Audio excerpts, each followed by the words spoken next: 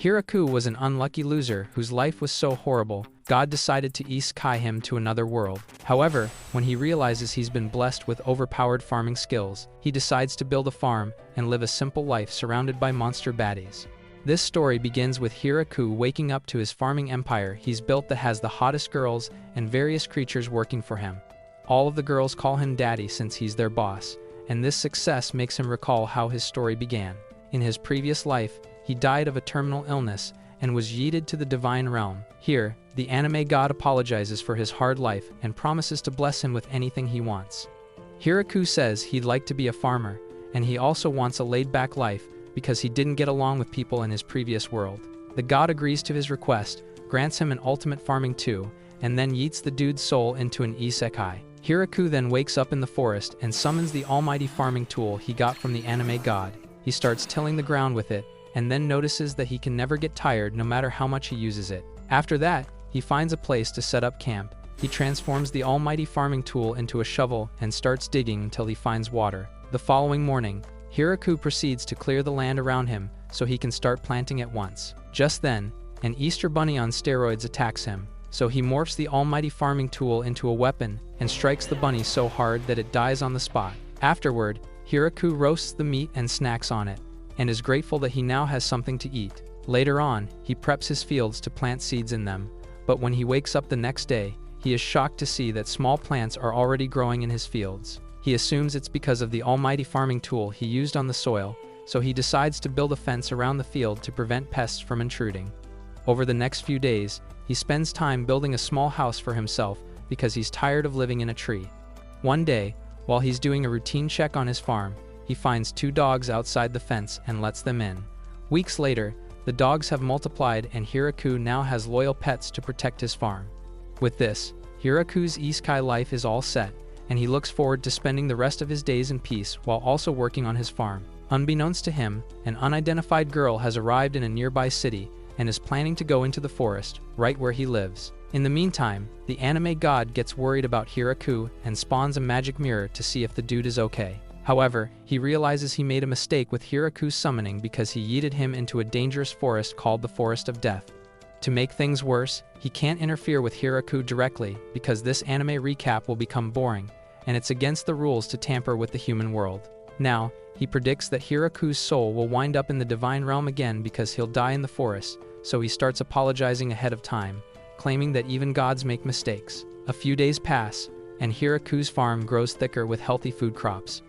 He also notices that the different crops are a result of what he was thinking about when he was using the almighty farming tool to till the farmland at first. He puts this theory to the test by tilling the soil again with the almighty farming tool, picturing certain crops in mind, and the crops start growing as predicted. He also notices that the resulting crops are growing faster than expected, so he thanks the anime gods for the blessings and erects statues to pray to them. After that, he makes lunch from rabbit meat and vegetables, but he isn't feeling the food because there's no salt. Once he's done, he proceeds to plant fruit-bearing trees, but realizes he'll have to wait a while before they start growing. A few days later, Hiraku heads out to explore the woods and discovers a river, which he intends to use as a water supply for his farm. He then builds a water path from the river to his farm and proceeds to expand his farmland to accommodate oil crops and wheat crops for flour. He adds sugarcane to the farm because he wants something sweet, but realizes he'll still need salt to spice things up. A few weeks pass, and Hiraku notices that the weather is getting cold, so he starts thinking of what to do to prepare for winter. He thinks about using rabbit hide as a coat, but drops the idea because rabbit hide stinks. His next idea is to set up a fire in his house to stay warm, so he starts gathering firewood and food for the winter. While he's at it, a weird-looking spider shows up at his farm and advertises its silk cloth-making skills, so Hiraku gets excited and makes the spider a citizen with a 5-star luxury tree. With the spider's silk-making skills, Hiraku gets a nicely fitted coat for the winter, and also bed sheets and curtains for his house. He then names the spider Zabuton and starts waiting for winter to hit. When it does, Hiraku is safe and comfy in his house, but he isn't completely satisfied because he's lonely and this is weather for two. He recounts that it's been a long time since he's spoken to a human being and is scared that if things go on like this, he'll forget how to speak. After a few months, winter passes, and Hiraku is happy to come out again. One day, most of the puppies decide to leave the farm, only for them to pull back up with life partners. Hiraku sees this and is jealous because even the dogs will get some night action. He also notices that Zabuton has younglings. With more animals on the farm to feed, Hiraku doubles his efforts to increase food production for everyone. While he's at it, Zabuton sounds the farm's emergency alarm, and the dogs lead Hiraku to the woods. Here, he finds a stray girl who is begging for his help, so he takes pity on her and decides to help out. All of a sudden, the girl jumps on him and starts sucking blood out of his neck, leaving Hiraku shocked. When she's done, she transforms into a full-plotted OnlyFans vampire, so the dogs decide to teach her a lesson for sucking out of Hiraku. Feeling bad for her, Hiraku orders the dogs to stop, but it's already too late because the girl has lost all that sauce. For starters, Hiraku asks if she's his enemy, but she declines and says she only sucked him because she was weak. Hiraku sees sincerity in her eyes and realizes she's harmless, so he lets her suck a little of his blood so she can recover. Once she's done, she feels refreshed and compliments Hiraku's blood because it tastes better than your disgusting relationships. Hiraku notices that she was smaller like 5 seconds ago and realizes that all that sucking inflated her balloons. Afterward, he leads her to his base, and she's shocked to see all the crops he has going on there. She calls them pretty, and Hiraku says she's pretty too, but in his mind, she'll be prettier going on missionary journeys in the house. Hiraku then feeds her a tomato from his farm, and she likes how fresh it is, so Hiraku tells her something else is fresher than that. As a result, she asks to see what he's talking about, so he shows her some corn, sugarcane, and sticks, and they start playing with them. After all that playing, the girl reaches Cloud 9 and decides to take a break at Hiraku's house, where she documents all her findings on a small magical tablet. By now, Hiraku has already learned her name, and it's Lu, and also that she's doing research on medicinal plants. Lu says she wound up in the forest because she got in a fight with some nobles who were trying to steal her research. She says she knew this forest would help her research, but seeing Hiraku's farm is mind-blowing. Hearing this, Hiraku realizes he has scored the jackpot with this chick, so he grows an extra pair and asks Lu to live with him on the farm. At first, Lu thinks her eardrum is on vacation, but when Hiraku asks her again to spend the rest of her life with him on the farm, she turns bright red and starts thinking he wants to elope with her already. She tells him it's too sudden, but Hiraku begs her to pity him because he's been holding culture for months now, plus he's lonely and might lose his mind soon. Lu replies that she's a vampire and that people are after her, but Hiraku says he doesn't care. With that, Lu agrees to his request, so Hiraku becomes supercharged and starts hugging her. The following day, Hiraku begins his routine and is happy when he sees Lu. However, he notices she's a lot smaller than yesterday, so she claims she reduced her size for her own protection, to prevent him from hospitalizing her for 9 months. A few days pass, and Hiraku is having the best time of his life because Lu is living with him. He recounts that she's been helpful and helped to set up a light source with magic, and also helped with his salt problem. One morning, while Hiraku is chilling with Lu, Zabuton sounds the emergency alarm, so Hiraku rushes into the woods to see what's going on. There, he finds that the dogs have caught and tied up a hot stepmommy angel. Hiraku takes pity on her and cuts her loose, so she casts a healing spell on herself to recover from the dog's attacks. Hiraku finds this impressive and asks Lu what she thinks about it, but the chick is trying to sneak out. The angel notices Lu and calls her out because she knows her, and an arrest warrant has been issued for Lu. Her sudden mood switch causes the dogs to attack her. After that, the angel wonders why the dogs are like that because she couldn't do anything to stop them. Lu feels the same way too, because even with all her magic, the dogs attacked her like she was trash the first time they met. Out of curiosity, the angel asks who Hiraku is, so Lu introduces him as her husband, but her face is bright red because she's shy. From there, the angel introduces herself as Tia, so Hiraku asks if her race serves God. Before she can answer, Lu explains that angels are muscles without brains and jokes that they've all opened an OnlyFans account.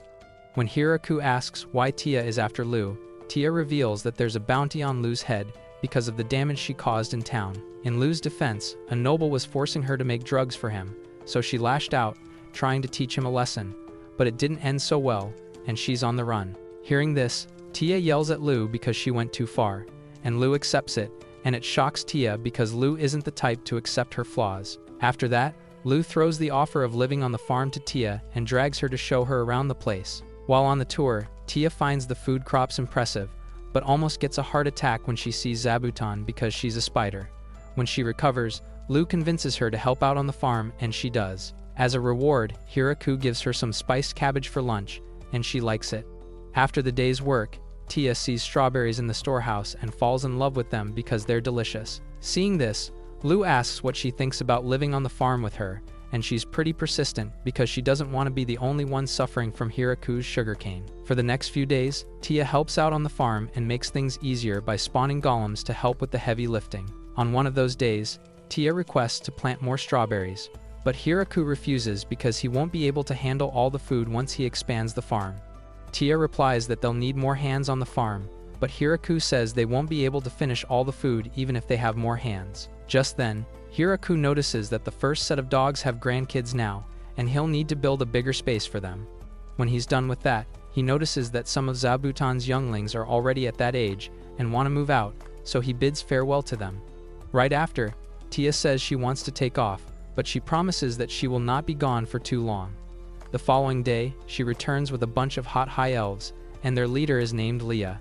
Hearing the names of the other elves, Hiraku wonders if they are all stepsisters, so Leah admits that they are related. She adds that Tia suggested they move into the farm, so she ends up begging for Hiraku's approval. Apparently, they used to live in a village up north, but they were dragged into a war with humans, and most of their race was displaced.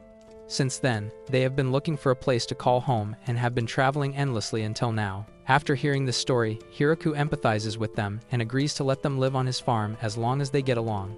With that, Lou is excited and decides to show the girls around the farm. The first thing she shows them is Zabuton, which makes almost all the girls faint from fear. Next are the dogs, but the new girls faint equally because they are scared of dogs. A little later, Hiraku suggests they build another house because his is too small to contain everyone. The elves agree and get to work, cutting down trees for wood, so Hiraku helps out with setting the foundation. Once he's done, the elven baddies erect the structure, and it doesn't take long for them to complete the building. However, Hiraku is a bit jealous because the place is a lot bigger than his, and the elves are better at building stuff. As a result, he inspects the new house to see how it was built and takes note of all the design concepts. While at it, he notices the girls are already having a good time eating in the house, and he's happy that he can help create a safe space for them. The following day, the elves help out with harvesting food crops from the farm, and Hiraku notices that they've fully adjusted to this life. That afternoon, Hiraku is in a conversation with Leah and is shocked that she eats meat and uses fire to cook because he thought that elves were more inclined toward nature. Leah laughs at this absurdity, saying that elves aren't teddies stuffed with milk.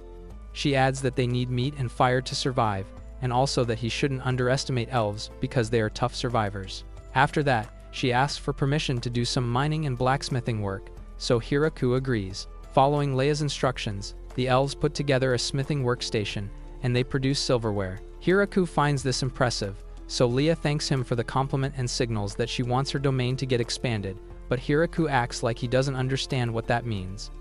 The following day, an elf named Leaf sees a wheat farm and asks for permission to bake some bread. Hiraku says he's cool with it, so the other elven girls get working, and in no time, the bread is ready. When Hiraku tastes it, he falls in love and realizes he isn't letting any of these girls go away because they are good all around. After that, he asks Lou if he should be worried about this land belonging to someone, but she tells him it's under the Demon Lord's control.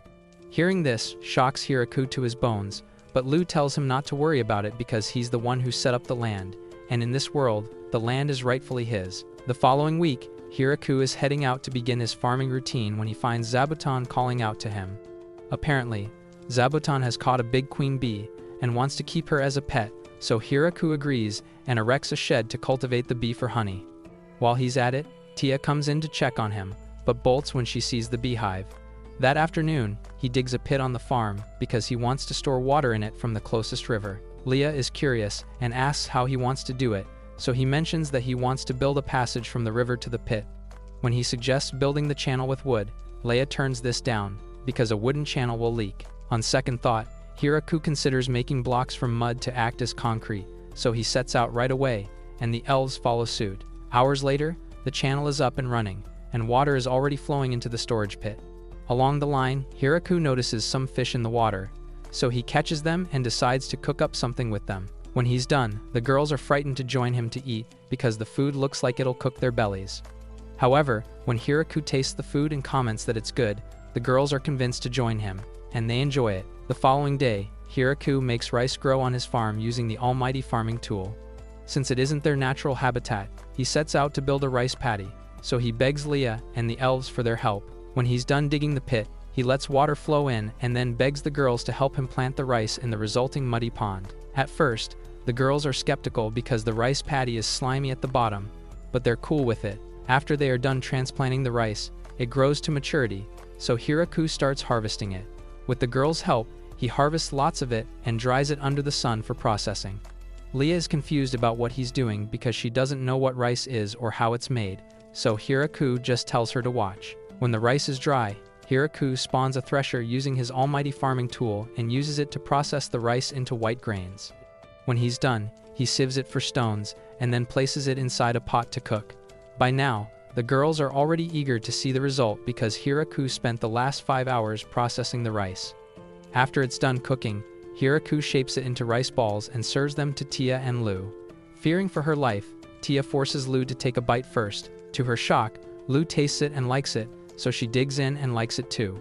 Tia also notices that the fish from the other day is in the rice, and she likes the flavor that comes with it. Unfortunately, when it's time for Hiraku to eat, he finds that the elves have already emptied the pot. Later on, the elves round up transplanting rice crops in the rice paddy, so they individually use their magic to wipe themselves clean.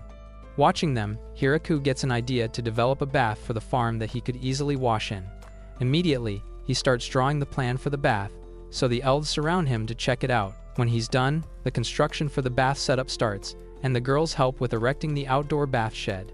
After a while, Hiraku is bothered because he doesn't like the idea of sending wastewater back into the river, so Tia suggests he use slimes to purify the water instead. Hiraku is skeptical about this because he thinks slimes are dangerous monsters, but Tia argues that slimes are friendly.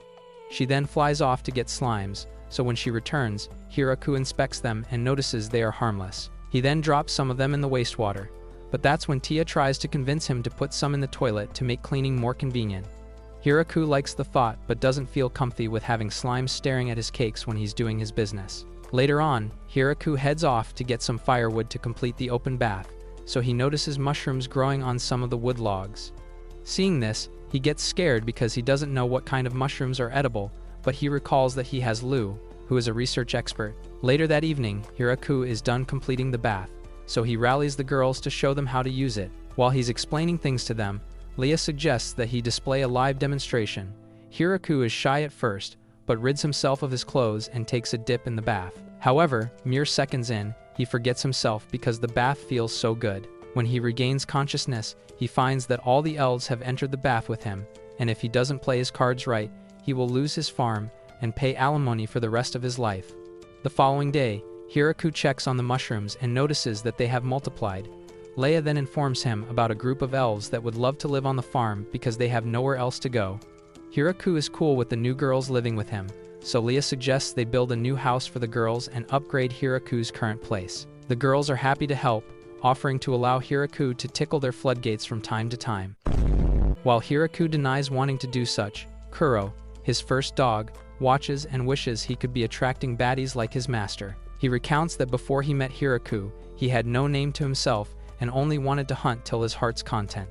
He felt pride because he hadn't lost to any male of his kind before, until one day he met his current wife and lost like a chicken. As a result, he fell in love with the chick, now named Yuki, and began to travel with her.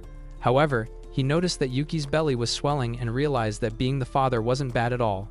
Unfortunately, a mad boar, who was the king of this dark forest, was out to hunt him, so he had to run with Yuki. One day, he saw Hiraku from a distance and wondered how a human could survive on his own in this forest, but he sensed power coming from Hiraku's farm tool and decided to live under him. From there, he enjoyed Hiraku's hospitality and was excited to eat the meat of the mad boar, whom Hiraku defeated for sport.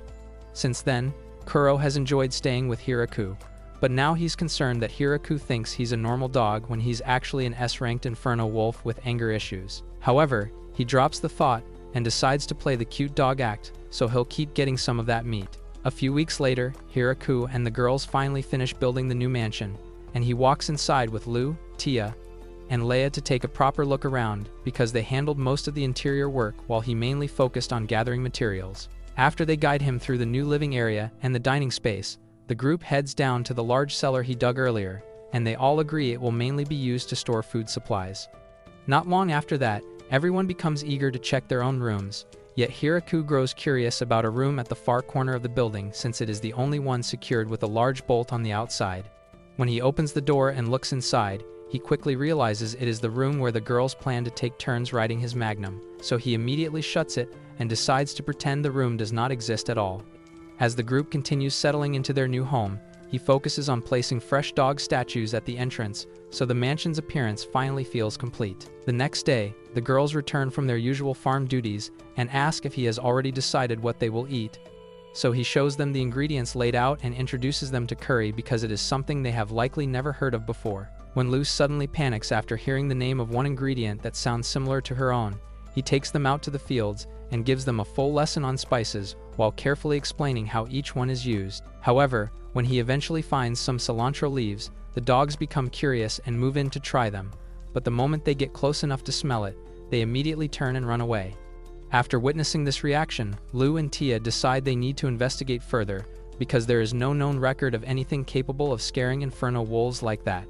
A few minutes later, Hiraku finally notices they slipped away while he was still talking about spices, so he gathers the remaining ingredients before heading back inside to start preparing the meal. Since Lou and Tia are busy researching cilantro, he asks Leia to assist him in the outdoor kitchen because he needs to cook enough curry to feed everyone. As he walks her through each step of the process, several elves gather nearby with the dogs and watch the whole thing from a distance. After hours spent cutting ingredients and frying them together, they finally cover the large pot and leave the curry to slowly simmer. But then, Hiraku suddenly realizes he never collected the ingredients needed to make naan.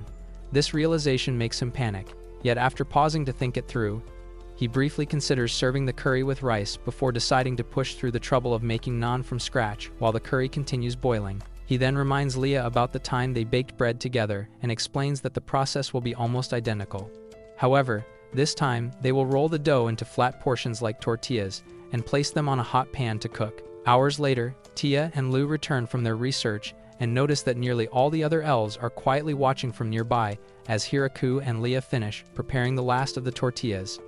A few minutes later, everyone finally sits down, yet no one touches the food, so Hiraku takes the first bite as usual and assures them that the flavor is worth trying.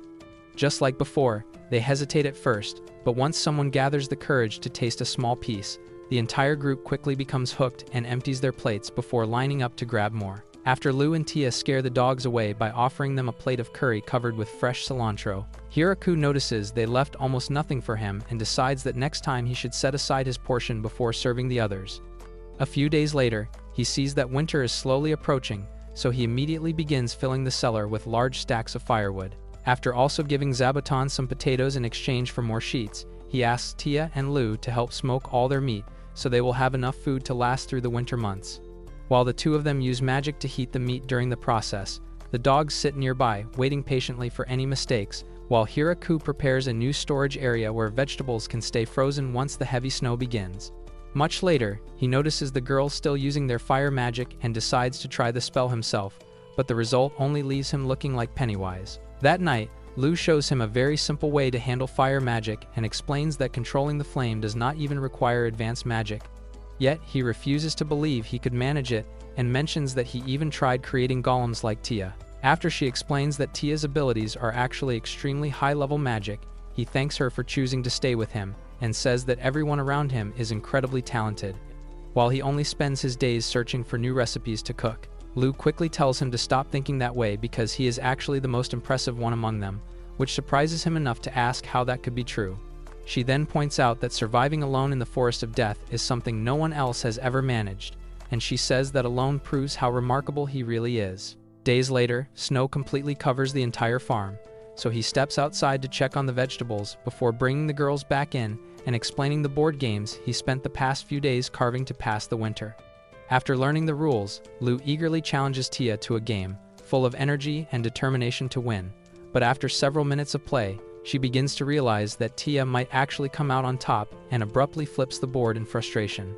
She quickly fakes an apology and tries to avoid a rematch, yet Tia calmly tells her not to worry and rewinds the game so they can continue. Hiraku then goes to check on the others and is surprised to see that the dogs are performing far better than the elves. A few minutes later, Lu grows frustrated from losing repeatedly to Tia and decides to reclaim her pride by challenging Kuro, but he overwhelms her immediately during their very first game together, leaving her panicked and hiding in a corner. Observing this, Hiraku decides to focus on Kuro and seek revenge on Lu's behalf by challenging him to a game of mahjong. Soon enough, Hiraku ends up in the corner alongside Lu, spending the rest of the day struggling with the stark reality of his own lack of skill. A few days later, he decides to change things up and introduces the girls to bowling, framing the pins as enemies they must defeat. They get immediately excited and quickly become far more engaged than he had anticipated, enjoying themselves immensely. Months pass, and as the snow finally melts, Hiraku and the girls step outside to savor their first spring together. But their moment is abruptly interrupted when Zabuton sounds the alarm, and they rush over to see a massive wyvern hurtling toward the farm. As the wyvern roars while hovering above them, Hiraku silently hopes it will leave, but it suddenly decides to attack, forcing Lu and Tia to create a protective barrier around everyone. Despite their efforts, some of its flames still fall onto the crops, prompting Leah and the other elves to rush off and contain the fire while Hiraku searches for a way to stop it. As Lu and Tia begin to panic, unsure of what to do, Hiraku's farming tool unexpectedly transforms into a spear, which he hurls at the wyvern, severing its wings. When it continues to stay airborne, he throws the spear again, striking its spine and sending it crashing into the forest. Minutes later, they locate the body, confirm it is dead, and Hiraku asks if it had been sent to attack them. Tia and Lu explain that such a rare wyvern is far too valuable to be sent out alone, and no one would risk it wandering the forest of death. Curious, Hiraku asks if they can eat it, and upon learning that wyvern meat is considered a delicacy in their world, he brings it home and spends the rest of the day preparing numerous meals from it. While eating a few minutes later, Lu asks Tia whether she could block an attack from Hiraku's spear, and Tia reminds her that a wyvern is among the strongest monsters alive. That night, in the Demon Lord's castle, 3 of his generals convene to discuss the incident. Beezle attempts to reason through the existence of something stronger than a fire-breathing wyvern, while the other 2 lose composure entirely, even trying to resign just to avoid any encounter with Hiraku. Around the same time, a dragon guide named Gucci warns a powerful dragon named Drime to steer clear of the forest, noting that even he would stand no chance against such an attack. The next day, Hiraku reflects on how good the wyvern meat was but realizes the feast lacks something, prompting him to decide to make alcohol for their next gathering. With the girls' usual help, he harvests all the grapes and constructs a stomping chamber to crush them while collecting the juice with drums.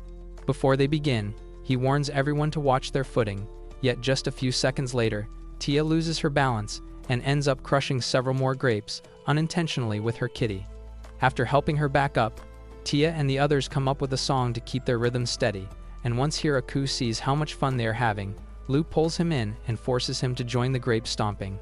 As they continue crushing the grapes together, God ends up kneeling and pleading while his daughter, the goddess of agriculture, completely loses her patience because of how irresponsibly he handled Hiraku's former life. When he argues that Hiraku is clearly enjoying his new life, she fires back by asking if he means the one where he dropped him in the middle of the forest of death with nothing but a farming tool that is secretly a divine staff far too powerful for a normal human. She also notices that the statue Hiraku made in her honor resembles an exhausted old man ready to give up on life, which only makes her shout even louder at the Almighty while Hiraku and the girls finish pouring the collected grape juice into drums so it can ferment properly. The next day, Zabuton sounds the alarm once again, but this time the visitor turns out to be another vampire who reveals herself as Flora, Lu's younger sister. After bringing her inside and helping her clean up, she explains that she began searching for Lu after hearing about the bounty placed on her head. She then questions why her sister ended up married to a nerdy farmer. But after Lu and Tia describe just how powerful Hiraku actually is, Flora immediately drops to her knees and shows him the respect she believes he deserves. Later, Hiraku prepares one of his special dishes for her, and after finishing the meal, she looks around the farm and decides she wants to live there as well, but because she still has responsibilities back home, she leaves for now and promises to return as soon as she can.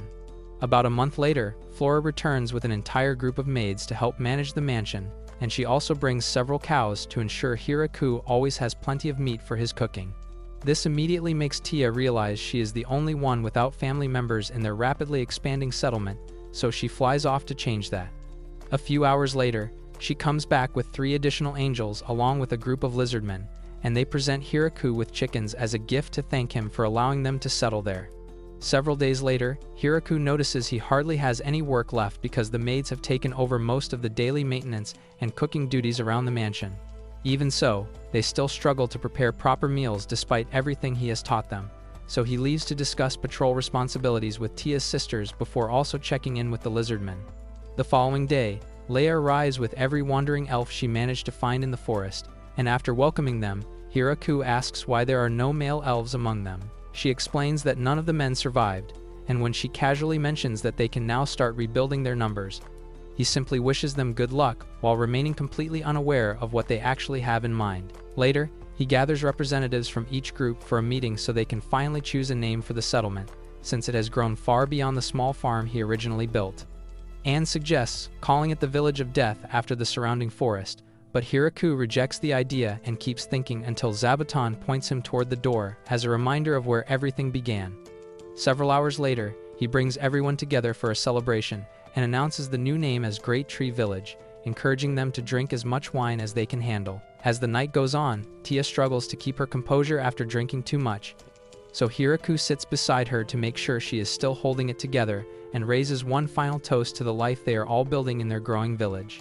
As time passes, Hiraku gets used to his mayor title and continues his day-to-day activities, until one day an angel resident informs him that a messenger from the demonic kingdom has arrived. Shortly afterwards, Beezle shows up and announces that he would like to see the person in charge of the village. Hiraku, although nervous, steps up and Beezle offers him a bottle of wine before revealing that he has a message from the Demon Lord.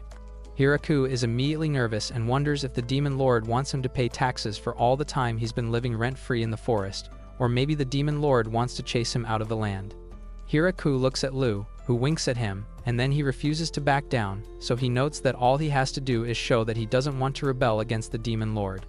With that, he tells Beezle that he's willing to offer 10% of their harvest as payment of taxes, and this shocks Beezle, who didn't expect much generosity. As for Hiraku, he thinks he's messed up by offering a very low amount, but Beezle shocks him by immediately asking if he's sure. Hiraku then agrees, but on the condition that the Demon Lord messengers show up themselves to pick the harvest every year before winter starts. Immediately, Beezle agrees with the condition, and Hiraku is shocked that things progress so smoothly. Right after, he signs on a scroll that Beezle brought over and declares that the 10% is only on crop harvest. However, if the demons are interested in other produce, then they should come back again, and they'll make an arrangement. With that, they seal the deal. Right after Beezle leaves, the girls tell him that he negotiated properly because in most cases the Demon Lord collects between 50 to 60% produce as taxes, meanwhile theirs is meagerly 10%. As a plus, they are now under the protection of the Demon Lord forces, and their village is now officially recognized. When Beezle returns to the castle, he informs the other generals about the tax percentage. They learn he accepted because of Lu, the vampire princess, and Tia, who is reckoned as the Angel of Annihilation. What's worse are the army high elves, inferno wolves, and the top-tier angels that live in the village. Beezle felt as if he didn't agree that it would be the end of him. He then showed them the gift they gave him, and while the others dug into the apples, Beezle realizes that the box was wrapped in silk made from a demon spider, a creature that was rumored to have fought the previous demon lords to a standstill. Randon gets frustrated and decides to head out. The next day, the dragon ruler, Drime, shows up with his servant for an official greeting and offers them a fine blade as a gift. He tells them they are neighbors even though their communities are quite far apart. Later that evening, the dragon sobers up after gulping down some wine and wishes not to go back, but his servant scolds him like a head maid, and they eventually leave for their home. Right after they leave, Hiraku gives it a deep thought and then suggests to the girls the following day that they should build a guest house for visitors, and they agree on constructing a building that can accommodate 30 people. Immediately, the order is issued. They commence on the task, but in the meantime, Hiraku comes up with a new way of greeting visitors. For starters, he'll go with Tia and Lu, and a few ogres and lizard men in case the visitors have ulterior motives. Then he instructs Flora to keenly observe any visitors sleeping over. After all, vampires can stay awake for days with no setback to their health. A few days later, a group of beastmen travelers shows up and announces that they are from Howling Village and would like to establish relations with their village. This time around, Lu handles the negotiations and she instructs them to behave properly, else they'll get what's coming. Garf, their leader, vows on behalf of his men, and with that, they are led to the guest house. Tia then surprises Hiraku by locking the men indoors, before informing him that every visitor they've had so far always brought offerings with them, unlike these men. Because the men didn't follow the normal procedures, she decided they shouldn't get the normal treatment. Later that evening, Hiraku notices the food Anne has prepared for their guests is subpar, so he asks her about it, but then she reminds him that it's what they get for not showing up with an offering. At the very least, he draws the line when it comes to wine and ensures each person gets 2 cups. Now, to understand the beastmen's true goals, Hiraku asks the already sobered-up men about their village, and thanks to Tia's prodding, they learn the beastmen weren't trying to trick them and are honest people. The following day, Garf gets down to business and informs Hiraku that they'd like to trade physical goods in an open market. Hiraku agrees with him and notes it's the same in his, and he thinks of creating currency someday. Garf then reveals that he'd like them to come to his village to trade because showing up to their village alone was very hard, which was why they couldn't carry goods. Hiraku feels it'll be the same, but then realizes that he has inferno dogs that can help carry the goods. Once Hiraku learns that the Howl villagers make paints, silverware, glassworks, and the like from mining ores, he's interested, and they agreed to trade crop produce for the materials. Before Garf departs, he apologizes for not showing up with offerings because it isn't a custom in their village, but then he promises to bring some when he comes next. Still, he feels his village doesn't have anything fancy to impress Hiraku, but Hiraku doesn't mind and says that the act is what matters. As the beastmen head back, Hiraku wishes he could go to their village to deliver the goods, but then Tia and Lu disagree because they don't want to endanger their harem king. From the lot they drew, Tia announces that she'll be in charge of the trade, and thanks to Drime, who always visits the village with offerings, she flies with the produce and delivers it to the people. A few days later, she returns to the village and reports the progress they've made, and also the requests of 20 female beastskin wanting to settle in their village. Hiraku, whose lifespan is on the line, agrees to the condition that they bring 2 young men. Days later, the female beastfolk showed up, but with 3 males younger than Hiraku had expected. The beastfolk properly blend with the villagers, but as usual, collapse right after seeing Zabotan. One time, Senna, their leader, uses magic to save one of the boys from getting hurt, and Hiraku realizes he might be the only one who can't use magic. While they continue with their farm duties, they are suddenly stirred by a loud earthquake, and immediately, Cuddle shows up to inform them that a grappler bear and a bloody viper are fighting not too far away. Realizing that their village can be affected, she wonders how they should act, but Hiraku, on the other hand, always wondered what bear meat tastes like, so he asks Cuddle to take him to the location. On getting there, he immediately one-shots the perpetrators and has the villagers drag their corpse home. Surprised at his superhuman strength, the newbies wonder who Hiraku truly is, but once they try the dish he made out of the viper, they savor the taste. Hiraku, on the other hand, notes that something is missing, so he goes to meet Flora and asks her if she has an antibacterial agent for a new recipe he'd like to try. She goes through her items and hands him one, which she claims is safe to go with food. There, he learns that she has been struggling with getting miso fermented, so he offers to help her out with the project. The following day, they go at it, and she learns something new from him, but just then they have visitors, so Hiraku goes to meet them, and learn they are a group of dwarves led by Donovan. Donovan tells him that they heard he makes very good wine, so they'd like to try. Sheepishly, Hiraku nearly offers it to them, but Tia and Lu discourage him, reminding him that he cannot hand out their wine for free. Donovan, however, offers to show them the Dwarven technology, and with Hiraku's interest piqued, Donovan explains that they can make alcohol. He praises the village for its produce and offers to demonstrate it for them. Immediately, the villagers seal the deal with him, and the dwarves get to work. After fermenting and making a clean glass of whiskey, Hiraku tries it, and he's immediately gassed out. The dwarves end up staying and brewing alcohol for the villagers, and they all have a toast at the main hall. Lu and the others, who are already used to Drime's frequent visits, admit that they can't stand the way he drinks alcohol. Left with no choice, Drime's servant, as usual, shows up and bundles his master away before he goes lower than his plummeting reputation. While partying, Hiraku tries to offer Donovan to the villagers to help with increasing their population, but then Donovan's unpopular taste nearly makes its way to the internet. Days later, a dragon heads towards their village, and Drime barges it aside, but then another shows up, so Hiraku assumes it's an enemy and throws his lance at it, but he misses.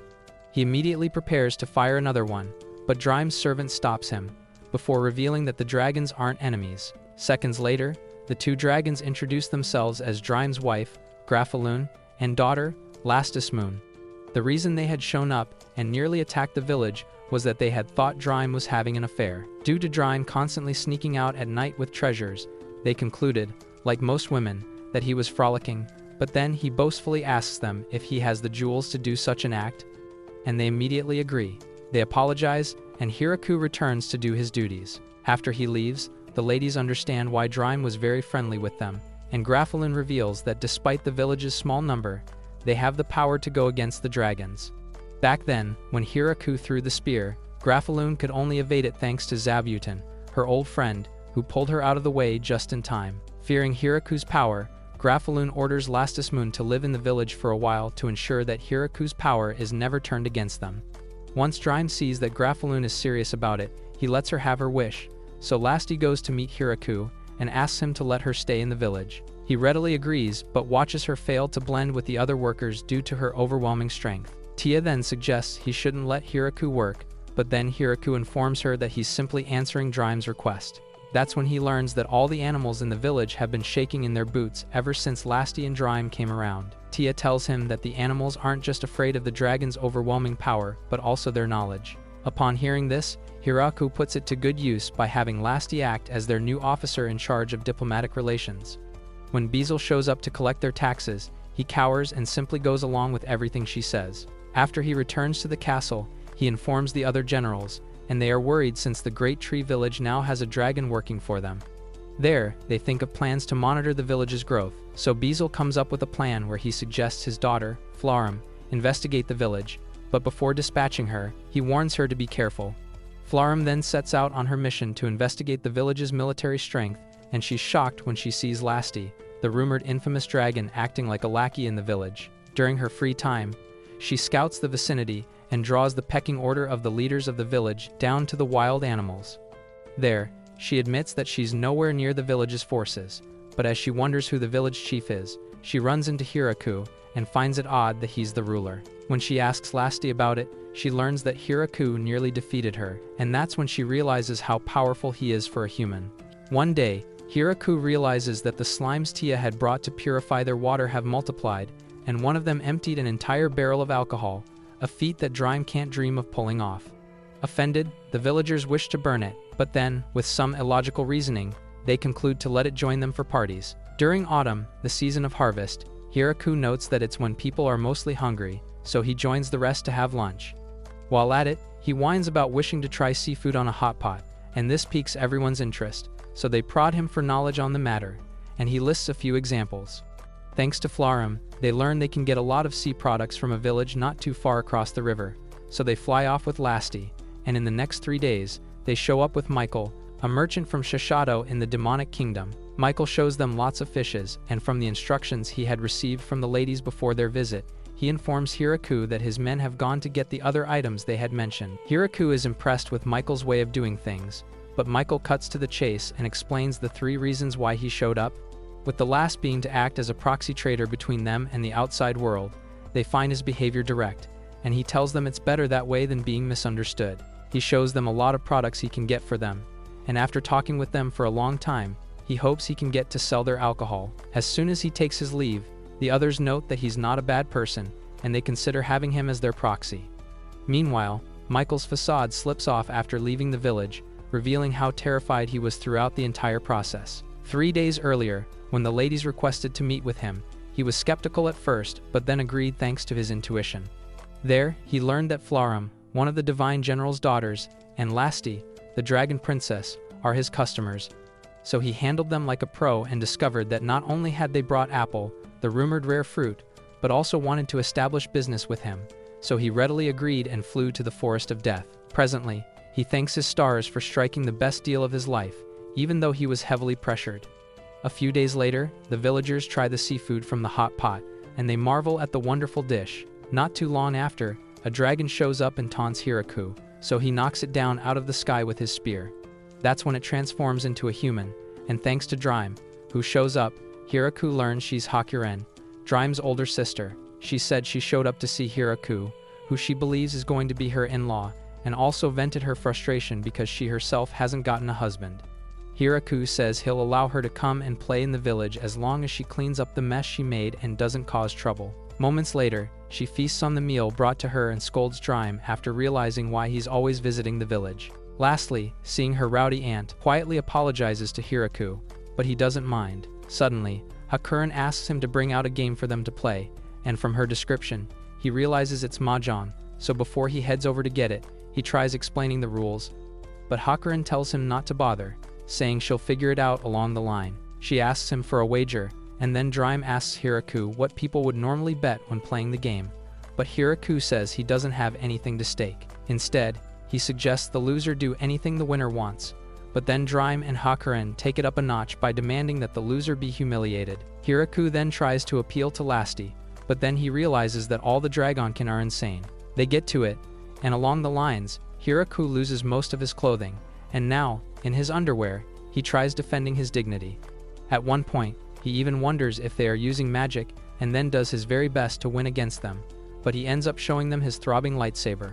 Meanwhile, at the Demon Lord's castle, the generals learn of Hakuren joining Drime and Lasti at the village, and they are worried about the village forces rising and conquering other nations.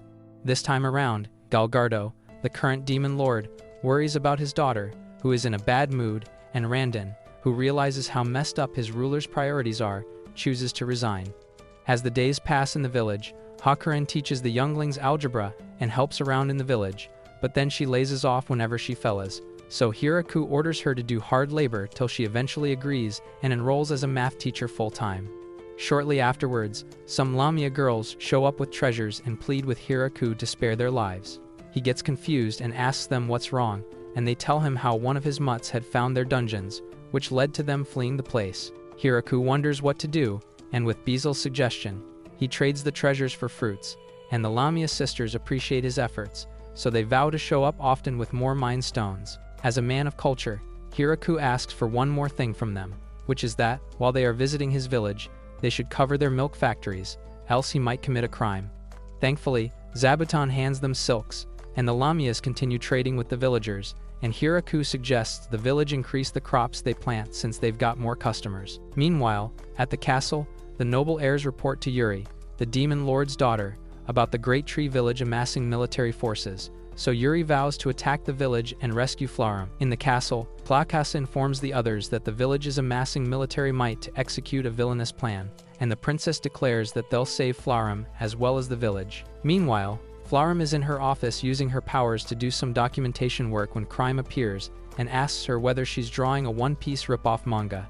She informs him that she's been put in charge of the village's accounting and asks why he's there that late, so he informs her that Princess Yuri is gathering troops in preparation for a campaign. When she asks why, he explains that in Flarum's absence, some of her followers have taken the opportunity to fill her head with half-truths, and then introduces these followers as Rosalind, Rauju, and Clacase, a trio of politically powerful idiots. He then tells her that the plan is to attack their village, and this shocks her because she's been giving them reports about how ridiculously powerful their village is. But Beezel says they saw the reports as unrealistic. At one point, he tried to convince Demon Lord Galgardo to put a stop to it, but he's just too soft on his daughter. When Flarum asks how they can stop this, Beezel says she needs to stop the invasion herself and informs her that it was scheduled to happen the next day, with over 300 soldiers arriving. Since the village has overpowered airheads who could easily destroy the demonic kingdom, Flarum says she'll find a way to show their difference in military might without mobilizing their forces. The next morning, when the enemy soldiers arrive, some monster girls from the village scare them by showcasing their gorilla strength because Flarum promised to give them a box of apples in return.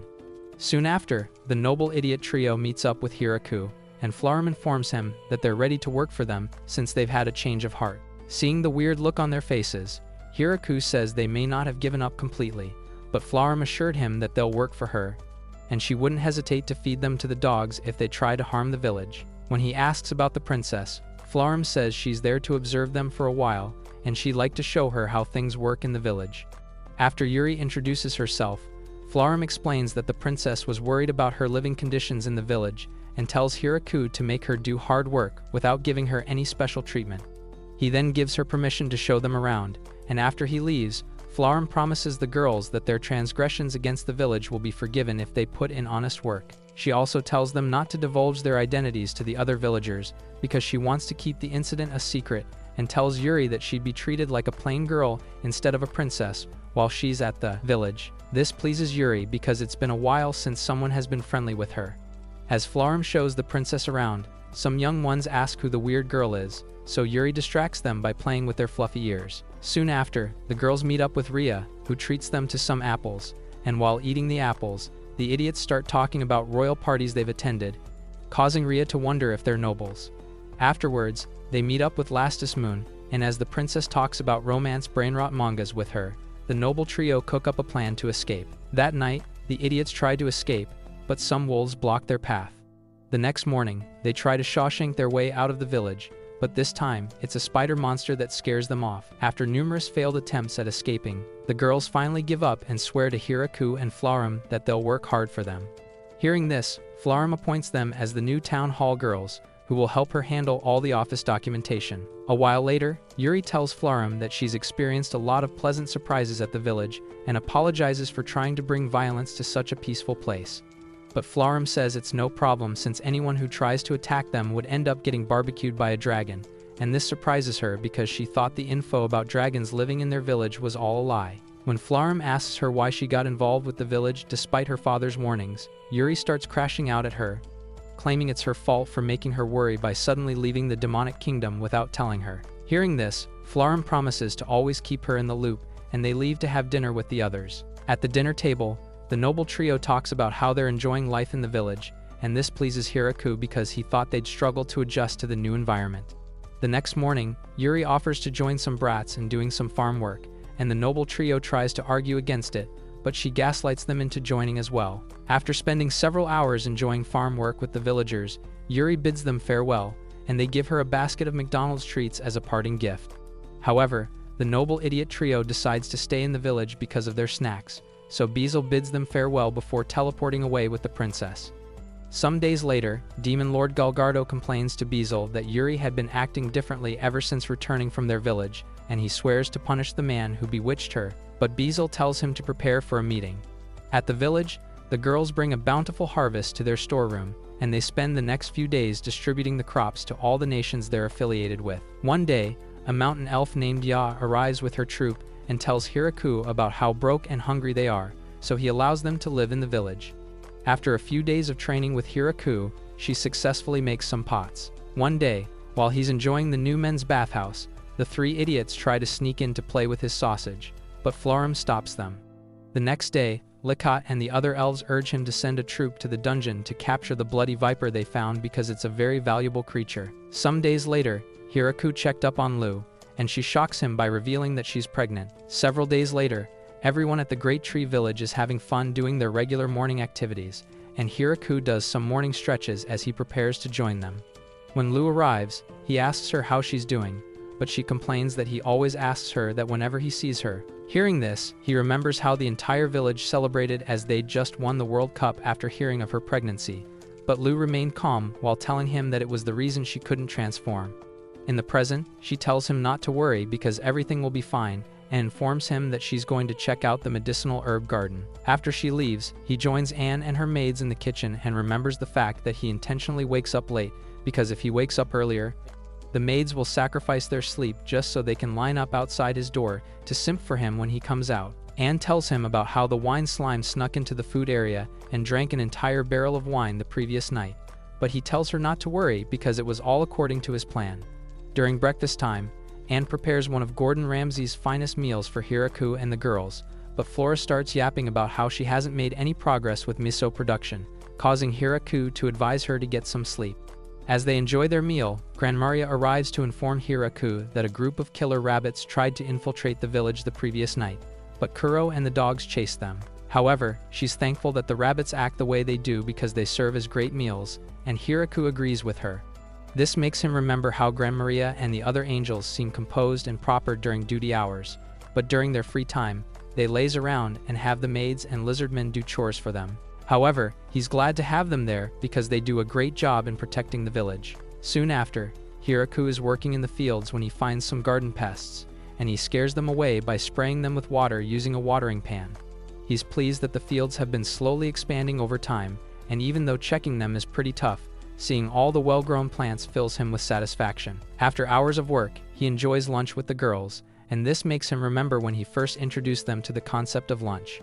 Since the girls didn't eat in the afternoon in their lands, they were initially quite skeptical about it, and the High Elves were also nervous about eating breakfast, because back in their homeland, they weren't always able to eat even a single meal each day. Back in the present, Hiraku watches them feast cheerfully and decides that he'd make sure none of them has to worry about food as long as they're living in the village. Just then, a lizardman shows up and tells him that he wants to increase the allocated food to the cattle because some of them just gave birth, and Hiraku permits him to do so. Tia then tells him that their crop storage room is going to be full soon, and Tia suggests talking to Michael about selling more of what they produce. Hiraku agrees and says he'll talk to Flarum to determine how much.